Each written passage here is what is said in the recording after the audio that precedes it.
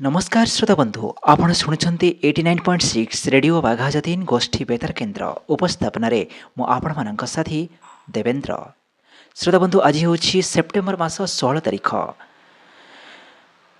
आज हूँ श्रोता बंधु विश्व ओजन दिवस। हाँ श्रोता बंधु प्रतिवर्ष सेप्टेम्बर मास 16 तारिख को विश्व ओजन दिवस भाव में पालन करा जाई थाए। लोकंक मध्यरे ओजन स्तर को नहीं सचेतनता सृष्टि करने ही यह दिवस पालनर मूल लक्ष्य।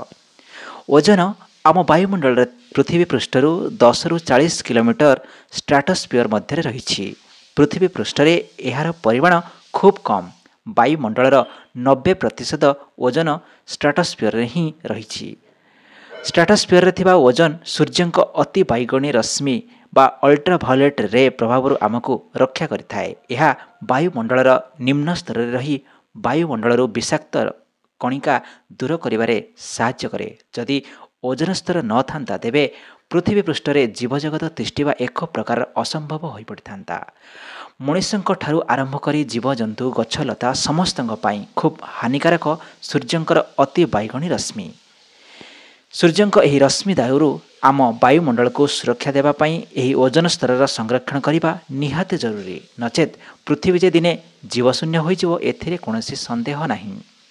सूर्य किरण रे आसुथिबा केतेक मारात्मक विकिरण को ओजन स्तर भूपृष्ठ को छाड़े नाही। सेही भली एक मारात्मक विकिरण हेउछि अति बैगणी ख बा यूवीबी। एही विकिरण आम शरीर रे विशेष करी चर्म रे कर्कट वार्धक्य और आखिरे परल सृष्टि करिपारे। एही विकिरण कृषि उत्पादन उपर मध्य कुप्रभाव पकाई थाए। सूर्य किरण रे एही अति बैगणी विकिरण रहिले गछर पत्र छोट हुए और फूल धरिबारे विलंब हुए। माछ जाँळ ठीक भावरे बढ़ी पारे नाही। अति बैगणी विकिरण द्वारा घर लुगापटा और आसबाब उपकरण रंग मध्य शीघ्र फिका पड़ जाय थाए।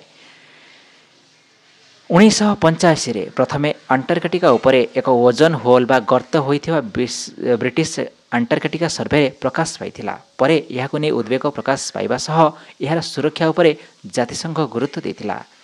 1987 मसिहार एही दिन रे मॉन्ट्रियल प्रोटोकॉल नामक एक अंतरराष्ट्रीय चुक्तिनामा स्वाक्षरित होइथिला। एही संधिर मूल लक्ष्य थिला वायुमंडल रे ओजन स्तर को क्षीण बा ह्रास करुथिबा किछि पदार्थर प्रस्तुति बा उत्पादन समयबद्ध उपाय रे बंद करिबा, जहाद्वारा ओजन स्तर को संरक्षण करा जाई परिबो।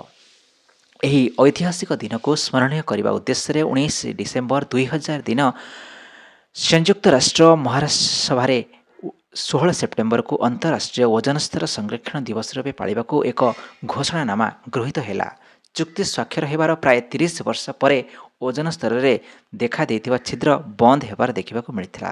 तथापि एही ओजन स्तर क्षीण हेबा जोगु निर्गत विषाक्त गैसर प्रभाव पृथ्वी उपरे परवर्ती 50 रु 100 वर्ष पर्यंत रहिबो बोली अनुमान करा जाए।